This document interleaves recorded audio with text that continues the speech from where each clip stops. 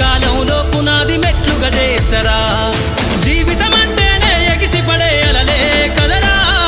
జీవితం అంటేనే ఎగిసిపడే అలలే కదరా ప్రతిరోజు జరిగే మలుపును పాఠంగా నిర్వరా అవకాశాలు అందకపోయినా పకుని పయనం అనుక్షణం నీలో జరగాలి ఓ మేధో మదనం గడిచిపోయిన గతమంతా ఓ అనుభవమే లేరా కదిలే కాలంలో పునాది మెట్లుగా చేర్చరా